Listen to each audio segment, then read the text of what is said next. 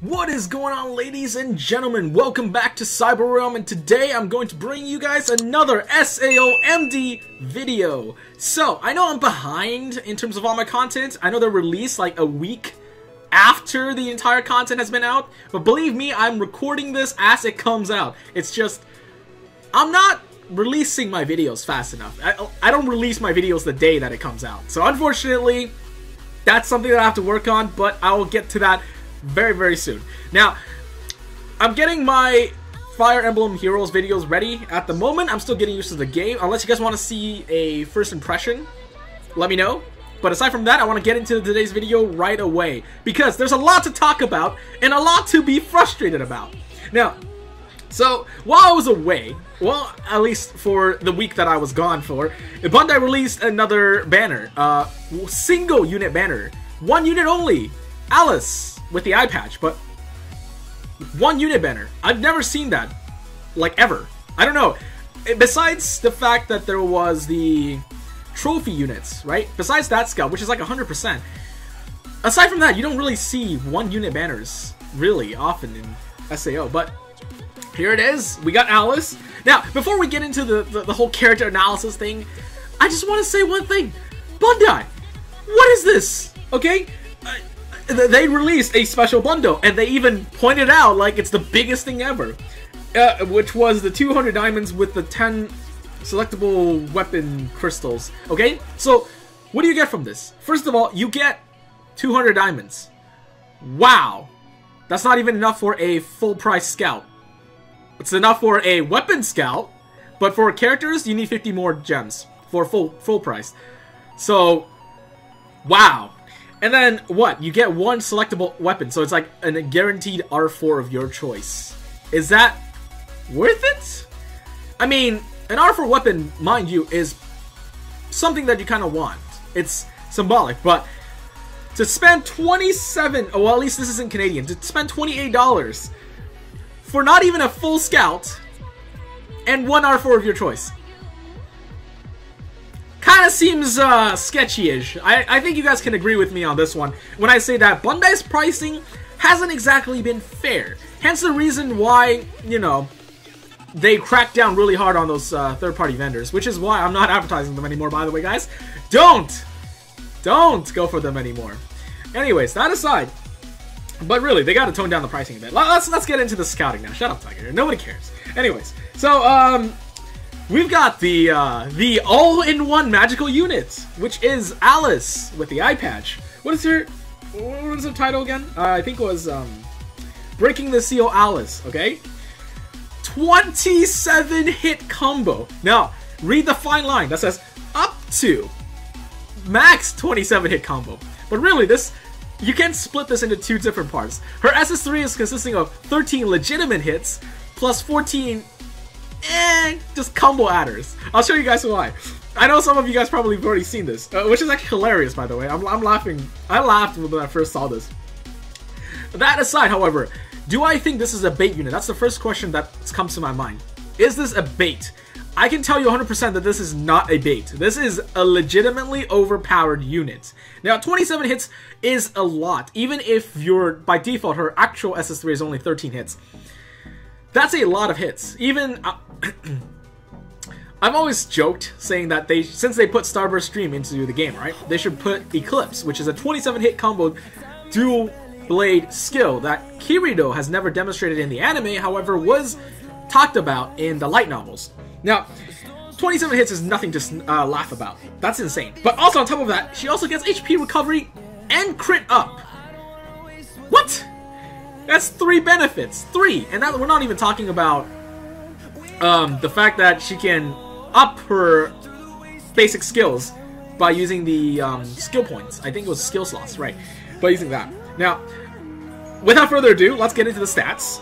So, this Breaking the Seal Alice has actually a slightly above marginal attack for a one-handed sword unit. Usually, you'd see one-handed sword units around 4,100, 4,100 ish. It's like up by 20, down low by 20, but she's got roughly 50 more than the highest point that I've ever seen. So 4,170 for a one-handed sword is pretty good. to be honest. And 13,000 HP is a little bit down on the low side. I've seen 1,400 HPs on...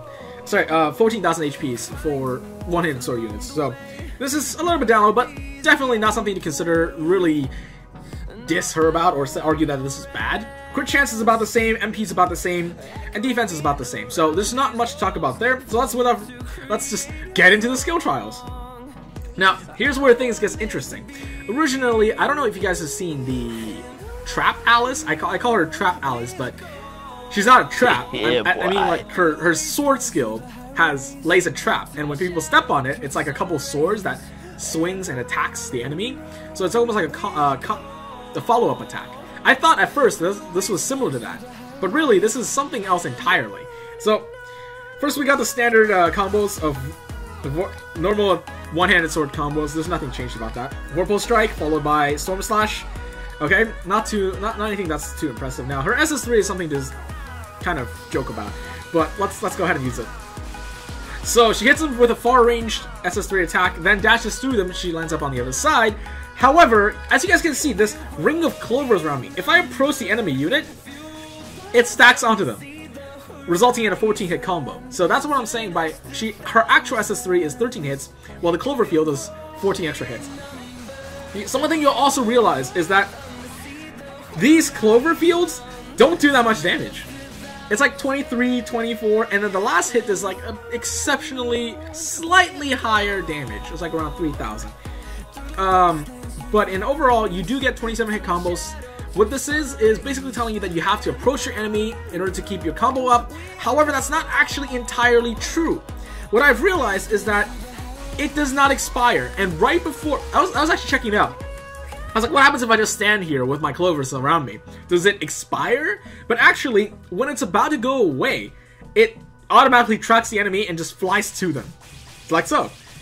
And now it's tracking it, and it still does the 14-hit combo. So there's nothing strange about that.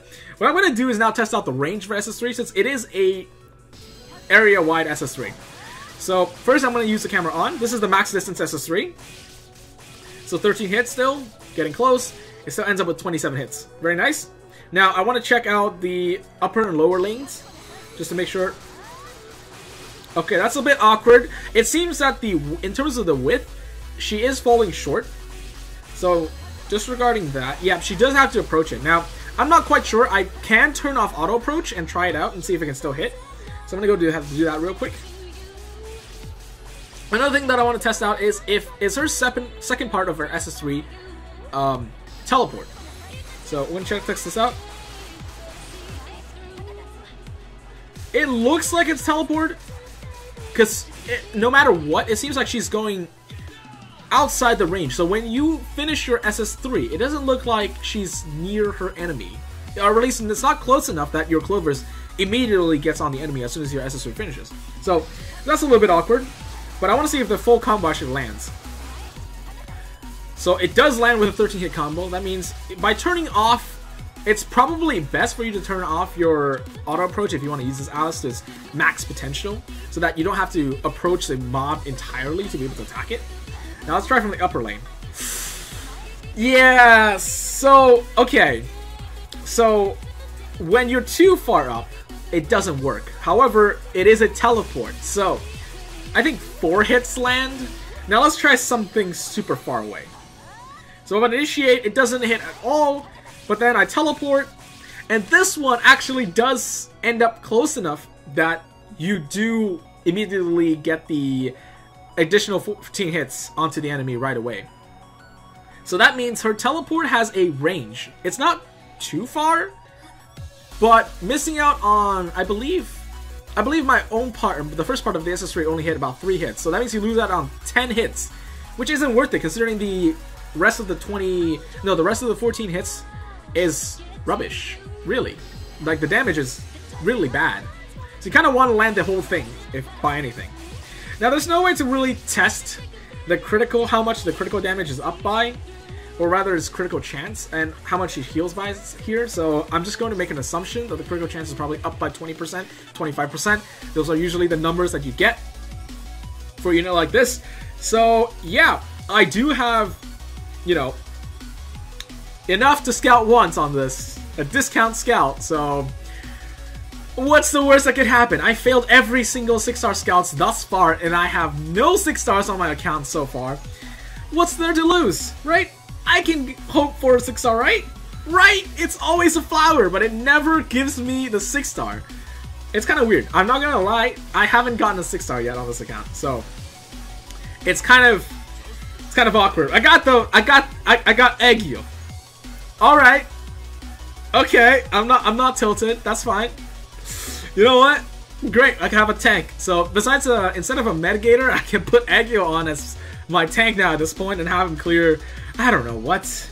I don't really know anymore. But at this point, yeah, I'm running kind of default equips, as in the ones you get from equipment creation. And that's it. There's nothing else to it.